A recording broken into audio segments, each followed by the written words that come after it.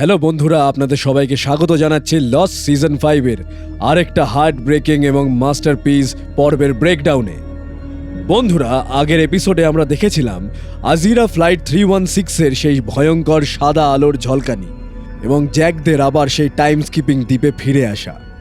কিন্তু একটা প্রশ্ন আমাদের মাথায় ঘুরছিল, জন লক যে কিনা দ্বীপের লিডার হয়ে উঠেছিল, সে লস অ্যাঞ্জেলিসে কফিনের ভেতর কিভাবে পৌঁছলো। আজ আমরা কথা বলবো লস্টের দুনিয়ার সেই চরিত্র নিয়ে যে সবচেয়ে বেশি ট্র্যাজিক এবং ম্যানিপুলেটেড হয়ে থাকে, তবে সে হলো জন লক। আজকের এই পর্বে আমরা দেখব ফ্রোজেন হুইল ঘোরানোর পর লকের সাথে ঠিক কী ঘটেছিল। আমরা দেখব এক ভয়ঙ্কর বিশ্বাসঘাতকতা, একটা হাড় হিম করা মার্ডার মিস্ট্রি। এছাড়াও এই পর্বে আমরা ফোকাস করব আমাদের সবার প্রিয় অ্যান্টি হিরো জেমস সয়ার ফোর্ডের ওপর। আমরা দেখব কিভাবে একজন স্বার্থপর ধূর্ত মানুষ সময়ের স্রোতে আটকে পড়ে এক দায়িত্বশীল লিডারে পরিণত হয়। আমরা দেখব ধর্ম ইনিশিয়েটিভের সেই সোনালী যুগের ভেতরের জীবন, এবং এই পর্বের একদম শেষে আমরা দেখব এক মাইন্ড ব্লোয়িং টুইস্ট এবং রিইউনিয়ন যা আপনাদের চোখে জল এনে দেবে। যারা স্টোরি টেলিং, ডিপ থিওরি এবং হিডেন ডিটেলস ভালোবাসেন, তাদের জন্য আজকের এক্সপ্লেনেশন একটা ইমোশনাল মাস্টারপিস হতে চলেছে। তো বন্ধুরা, হেডফোনটা ঠিক করে লাগিয়ে নিন, আর ইউটিউব অ্যালগোরিদমকে খুশি করার জন্য এই ভিডিওটাকে একটা লাইক দিয়ে দিন। আর চলুন শুরু করা যাক লস্ট সিজন 5 এর আর একটা রহস্যজনক এবং ইমোশনাল পর্ব। এই পর্বের শুরুতেই আমরা ফিরে যাই সেই মুহূর্তে যখন জন লক মাটির নিচের কুয়োতে সেই ফ্রোজেন হুইল ঘুরিয়েছিল। সিজন 4-এ বেন লিনাস ঠিক যেখানে এসে পড়েছিল, জন লকও ঠিক সেখানেই এসে পড়ে, টিউনিশিয়ার সাহারা মরুভূমিতে। কিন্তু লকের পা আগে থেকেই ভেঙে টুকরো টুকরো হয়ে গিয়েছিল। সে বালির ওপর যন্ত্রণায় ছটপট করতে থাকে। হঠাৎ একটা ট্রাক সেখানে আসে এবং কয়েকজন লোক লককে উদ্ধার করে একটা অস্থায়ী হাসপাতালে নিয়ে যায়। লক চোখ খুলে দেখে তার বিছানার পাশে দাঁড়িয়ে আছে চার্লস উইডমোর। লক অবাক হয়ে যায়। উইডমোর লককে বলে, জন, আমি তোমাকে মারতে আসিনি। বেন লিনাস আমার সম্পর্কে তোমাকে যা বলেছে সব মিথ্যে। বেনই হলো আসল ভিলেন। আমি এক সময় ওই দ্বীপের লিডার ছিলাম, আর বেন আমাকে চক্রান্ত করে তাড়িয়ে দিয়েছে। উইডমোর লককে একটা ফেক পাসপোর্ট, অনেক টাকা এবং একজন গাইড দেয়। পাসপোর্টে নাম লেখা ছিল জেরামি বেনথাম। উইডমোর বলে, ওশেনিক 6কে দ্বীপে ফিরিয়ে আনতে আমি তোমাকে সাহায্য করব। আর লককে সাহায্য করার জন্য উইডমোর যাকে পাঠায় সে হলো ম্যাথিউ অ্যাবাডন। বন্ধুরা, আপনারা কি বুঝতে পারছেন গেমটা? বেন লিনাস এবং চার্লস উইডমোর দুজনেই জন লককে নিজের দাবার গুটি হিসেবে ব্যবহার করছে। লক ভাবছে সে দ্বীপের হিরো, কিন্তু সে আসলে দুই ভিলেনের মাঝে আটকে পড়া একটা অসহায় মানুষ। এর পরের সিনে আমরা দেখতে পাই লকের সেই পেনফুল জার্নি। সে অ্যাবাডনকে নিয়ে একে একে সবার সাথে দেখা করতে যায়। প্রথমে সে যায় সাইদ জারার কাছে। সাইদ পরিষ্কার বলে দেয়, আমি ওই দ্বীপে আর কোনোদিন যাব না, তুমি আমাকে একা ছেড়ে দাও জন। এরপর লক যায় সান্তা রোজা মেন্টাল হসপিটালে হার্লির কাছে। হার্লি অ্যাবাডনকে দেখে ভয় পেয়ে যায় এবং লককে ফিরিয়ে দেয়। লক কেট অস্টেনের কাছে যায়। কেট লকের ওপর খুব রেগে যায়। কেট লকের চোখের দিকে তাকিয়ে একটা মোক্ষম প্রশ্ন করে, জন, তুমি কি কোনোদিন কাউকে ভালোবেসেছ? তুমি ভালোবাসার মর্ম কি বুঝবে? আমি অ্যারনকে ছেড়ে কোথাও যাব না। সব জায়গা থেকে প্রত্যাখ্যাত হয়ে লক যখন হতাশ হয়ে অ্যাবাডনের সাথে কথা বলছে, ঠিক তখন একটা স্নাইপারের গুলি সোজা এসে অ্যাবাডনের বুকে লাগে। অ্যাবাডন সেখানেই মারা যায়। লক বুঝতে পারে কেউ তাকে খুন করতে চাইছে। সে পাগলের মতো গাড়ি চালিয়ে পালাতে যায়, কিন্তু একটা মারাত্মক অ্যাক্সিডেন্ট করে এবং জ্ঞান হারায়। এর পরের সিনে আমরা দেখতে পাই লকের যখন হাসপাতালে জ্ঞান ফেরে, সে দেখে তার চিকিৎসা করছে ডাক্তার জ্যাক শেফার্ড। লক জ্যাককে বোঝানোর চেষ্টা করে। সে বলে, জ্যাক, দ্বীপ আমাদের ডাকছে, আমাদের সবাইকে ফিরে যেতে হবে। তোমার বাবা ক্রিশ্চিয়ান শেফার্ড আমাকে বলেছে। বাবার নাম শুনে জ্যাক রেগে আগুন হয়ে যায়। জ্যাক চিৎকার করে বলে, আমার বাবা মৃত। তুমি একটা পাগল জন, ওই দ্বীপ বলে কিচ্ছু নেই, আর আমি কোথাও ফিরে যাচ্ছি না। জ্যাকের এই নির্মম প্রত্যাখ্যান লকের আত্মবিশ্বাসকে পুরোপুরি ভেঙে চুরমার করে দেয়। যে বিশ্বাসের ওপর লক সারা জীবন বেঁচেছিল, আজ সেই বিশ্বাসটা যেন কাঁচের মতো ভেঙে যায়। হাসপাতাল থেকে বেরিয়ে লক একটা সস্তা হোটেল রুমে আসে। সে বাঁচার সমস্ত আশা ছেড়ে দিয়েছে। সে একটা কাগজ টেনে নিয়ে তার জীবনের শেষ চিঠিটা লেখে। জ্যাক, আমি আশা করি তুমি আমাকে বিশ্বাস করতে। লক তার হুইল চেয়ারের ওপর দাঁড়িয়ে গলায় দড়ির ফাঁসটা পরে সে সুইসাইড করতে যাচ্ছে। লক যেই গলায় ফাঁস দিয়ে ঝাঁপ দিতে যাবে, হঠাৎ কেউ দরজা ভেঙে ঘরের ভেতর ঢোকে। লোকটা হলো বেন লিনাস। বেন ছুটে গিয়ে লককে আটকায়। বেন খুব ইমোশনাল নাটক করে বলে, জন, তুমি এটা কি করছো? তুমি আমাদের লিডার। তুমি মারা গেলে দ্বীপের কি হবে? জ্যাকরা সবাই তোমার কথা শুনে দ্বীপে ফিরে যাবে, আমি কথা দিচ্ছি। লক বেনের কথা শুনে কেঁদে ফেলে। সে দড়ি থেকে নেমে আসে। বেনের এই কথায় লকের মনে আবার বাঁচার আশা জাগে। এরপরের সিনে আমরা দেখি বেন লককে শান্ত করে জিজ্ঞেস করে, জন, তুমি কি জানো জ্যাকদের নিয়ে কিভাবে দ্বীপে ফিরতে হবে? তোমাকে এই ইনফরমেশনটা কে দিল? লক খুব ইনোসেন্ট ভাবে বলে, তোমার মনে আছে দ্বীপের সেই মিসেস হকিংসের কথা? আমাকে ওই ইলিয়াস হকিং এর কাছে যেতে বলা হয়েছে। এলোইস হকিং এর নাম শোনার সাথে সাথে বেনের চোখের সেই ইমোশনাল লুকটা 1 সেকেন্ডে ভ্যানিশ হয়ে যায়। তার জায়গায় ফুটে ওঠে একটা কোল্ড ব্লাডেড কিলারের এক্সপ্রেশন। বেন 1 সেকেন্ডও সময় নষ্ট না করে সোজা লকের গলার ওপর ওই দড়ির ফাঁসটা পেঁচিয়ে ধরে। লক ছটপট করতে থাকে। সে বাঁচার জন্য আপ্রাণ চেষ্টা করে, কিন্তু বেনের পেশিশক্তি এবং নির্মমতার কাছে সে হার মানে। বেন লকের চোখের দিকে তাকিয়ে থাকে, শ্বাস রোধ করে নির্মমভাবে খুন করে। বেন লকের মৃতদেহটা ফ্যানের সাথে ঝুলিয়ে দেয়, যাতে সবাই ভাবে লক সুইসাইড করেছে। তারপর বেন লকের পকেট থেকে জিনের বিয়ের আংটিটা নিয়ে খুব শান্তভাবে ঘর থেকে বেরিয়ে যায়। বন্ধুরা, এই মার্ডার মিস্ট্রিটা দেখার পর আপনারা নিশ্চয়ই স্তব্ধ হয়ে গেছেন, কিন্তু লস্টের রাইটাররা আপনাদের জন্য সবচেয়ে বড় চমকটা জমিয়ে রেখেছিল এর পরের দৃশ্যে। সিন কাট করে চলে আসে আজিরা 316-এর ফ্লাইটের ক্র্যাশের পর। আমরা দেখি সিজার এবং ইলানা নামের দুজন নতুন সার্ভাইভার সমুদ্র সৈকতে প্লেনের ধ্বংসাবশেষের মধ্যে দিয়ে হাঁটছে। তারা একটা লোককে বালির ওপর শুয়ে থাকতে দেখে। লোকটি ধীরে ধীরে তার চোখ খোলে। সে বালির ওপর থেকে উঠে বসে, আর ক্যামেরা যখন তার মুখের ওপর ফোকাস করে আমরা দেখি সেটা আর কেউ নয়, সেটা হলো জন লক। হ্যাঁ বন্ধুরা, জন লক জীবিত। সে দিব্যি হেঁটে বেড়াচ্ছে। সে সিজারের দিকে তাকিয়ে খুব শান্তভাবে হাসে। কিন্তু কিভাবে? লস অ্যাঞ্জেলেসে তো বেন লিনাস তাকে নিজের হাতে খুন করেছিল। তার বডি তো কফিনের ভেতরেই দ্বীপে এলো। তাহলে মৃত্যু থেকে সে কিভাবে আবার ফিরে এলো? ও মাই গড গাইজ, কি অসাধারণ একটা টুইস্ট আমরা দেখতে পারলাম। জন লক মরেও মরল না। বেন লিনাস ওকে খুন করলো, কিন্তু জন লক সেখান থেকেও নিজেকে বাঁচিয়ে আনলো। আমরা আগের পর্বগুলোতে টাইম ট্রাভেলের ভয়ঙ্কর রোলার কোস্টার এবং জন লকের সেই চরম আত্মত্যাগের সাক্ষী থেকেছি। জন লক দ্বীপটাকে বাঁচানোর জন্য মাটির নিচে সেই চাকাটা ঘুরিয়েছিল, আর তারপর টাইম ফ্ল্যাশগুলো চিরকালের জন্য থেমে গেছিল। কিন্তু ফ্ল্যাশ থামার পর দ্বীপে যারা রয়ে গেল, অর্থাৎ সয়ার, জুলিয়েট, জেন, মাইলস এবং ড্যানিয়েল ফ্যারাডে, তাদের সাথে এমন কি ঘটল? অবশ্যই আপনাদের মন্তব্যগুলো কমেন্ট বক্সে অবশ্যই জানাবেন। চলুন ফিরে যাই গল্পে। আমরা ফিরে যাই সেই মুহূর্তে যখন জন লক কুয়োর নিচে গিয়ে চাকাটা ঘুরিয়েছিল।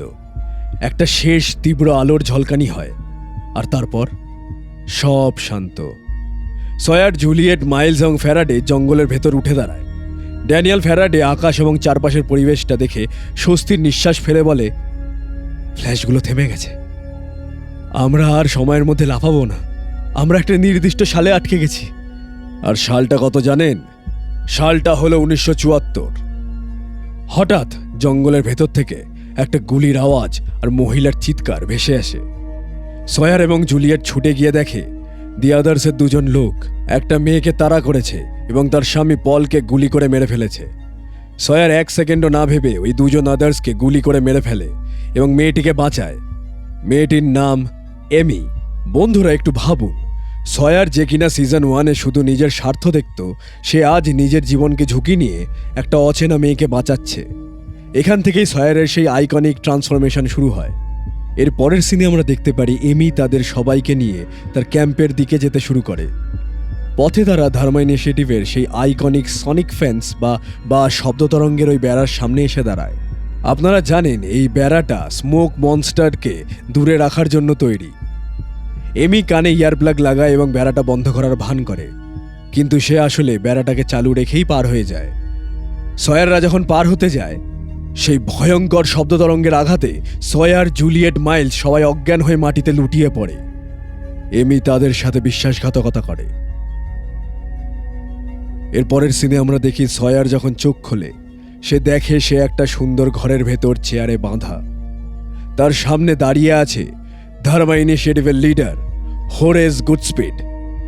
হোরেস সয়ারকে জেরা করতে শুরু করে। তোমরা কারা? তোমরা কি হস্টাইলস? তোমরা এই বেড়া পার হলে কি করে? সয়ারের ব্রেন এই সময় সুপার কম্পিউটারের মতো কাজ করে। সয়ার একটা নিখুঁত মিথ্যে গল্প ফেদে বলে, আমরা হস্টাইলস নই, আমাদের শিপ এখানে ক্র্যাশ করেছে, আর আমার নাম। সয়ার একটু থেমে বলে, জিম লাফার। গাইজ, এই নামটাই হলো এই পর্বের প্রাণ। ফ্রেঞ্চ ভাষায় লাফলেয়ার মানে হলো ফুল। সয়ার নিজের আসল আইডেন্টিটি লুকিয়ে একটা নতুন লিডারশিপ আইডেন্টিটি তৈরি করল। কিন্তু সমস্যা এত সহজে মেটান নয়। রাতে ব্যারাকের বাইরে জঙ্গল থেকে বেরিয়ে আসে স্বয়ং রিচার্ড অ্যালপার্ট। তার সাথে দি আদার্সের একটা বিশাল দল। রিচার্ড রেগে আগুন হয়ে আছে। সে হোরেসকে বলে, আমাদের চুক্তি ছিল আমরা কেউ কারো এলাকায় ঢুকবো না, কিন্তু তোমার লোকেরা আমার দুজন মানুষকে খুন করেছে, আমি এর বিচার চাই। হোরেস ভয় পেয়ে যায়, কিন্তু ঠিক তখন আমাদের লিডার লাফলেয়ার অর্থাৎ সয়ার নিজে থেকে এগিয়ে আসে। এরপরে আমরা দেখি সয়ার রিচার্ডের সামনে গিয়ে এমন কিছু কথা বলে যা শুনে রিচার্ডের চোখ বড় বড় হয়ে যায়। সয়ার বলে, আমি ধার্মা ইনিশিয়েটিভের লোক নই, আমি তোমার মতোই বাইরে থেকে এসেছি। তুমি কি আমাকে চিনতে পারছো রিচার্ড? 1954 সালে তুমি যখন এই জঙ্গলে একটা বিশাল হাইড্রোজেন বম পুঁতে রেখেছিলে, তখন আমি সেখানে ছিলাম, আর আমি জন লকের বন্ধু। রিচার্ড জন লকের নাম শুনে চমকে ওঠে। সয়ার খুব স্মার্টলি ওই পলের ডেড বডিটা রিচার্ডের হাতে তুলে দিয়ে একটা চুক্তি করে। রিচার্ড শান্ত হয়ে আদার্সদের নিয়ে ফিরে যায়। সয়ারের এই সাহসিকতার বুদ্ধিমত্তা দেখে হরেস মুগ্ধ হয়ে যায় এবং তাদের 2 সপ্তাহের জন্য ধার্মা ইনিশিয়েটিভে থাকার অনুমতি দেয়।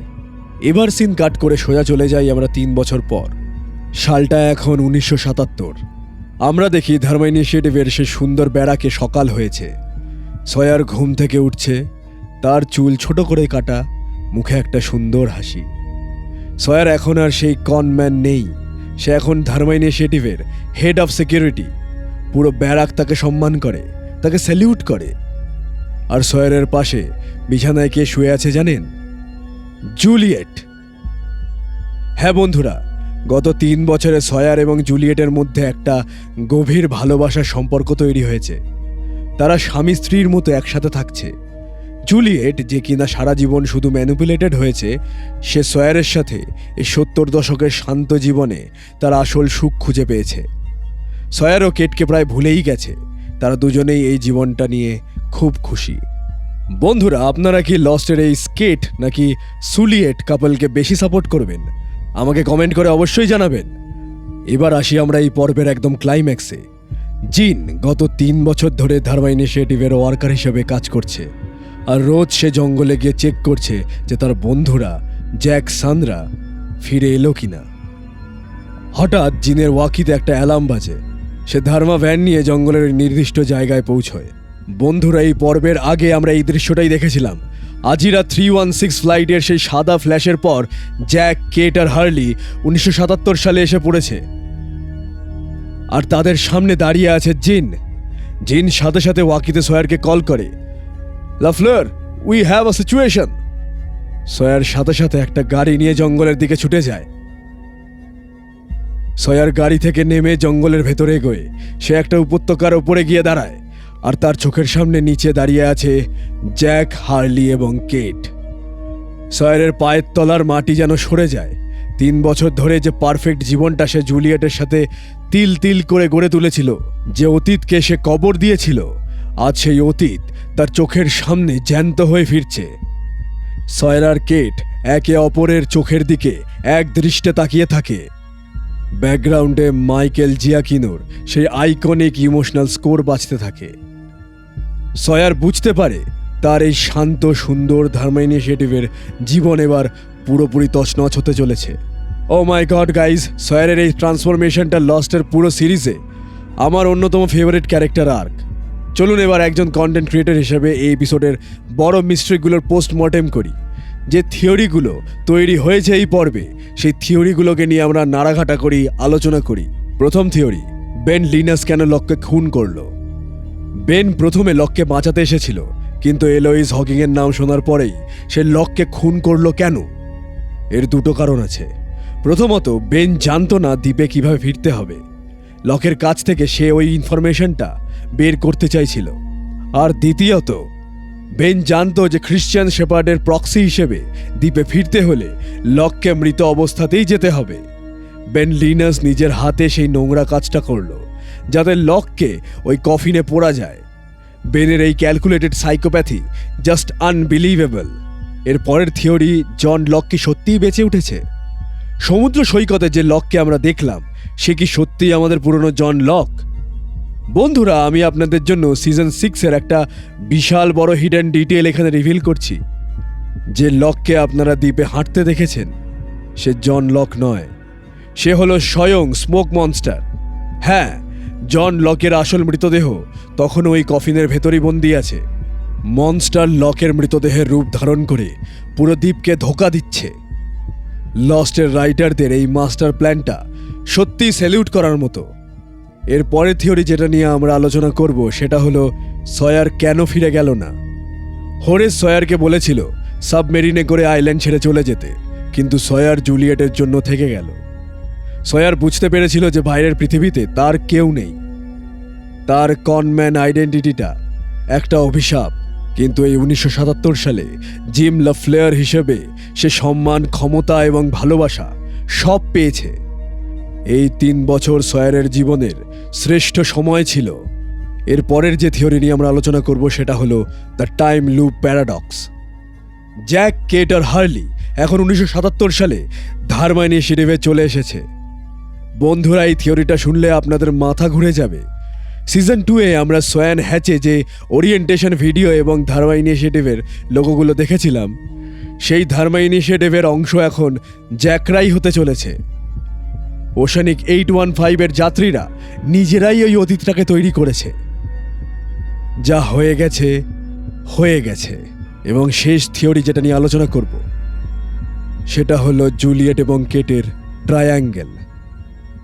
সয়ার আর জুলিয়েট খুব সুখে ছিল, কিন্তু কেটের ফিরে আসাটা সব ধ্বংস করে দেবে। জুলিয়েট সবসময় ইনসিকিউরিটিতে ভুগত যে সয়ার এখনও কেটকে ভালোবাসে।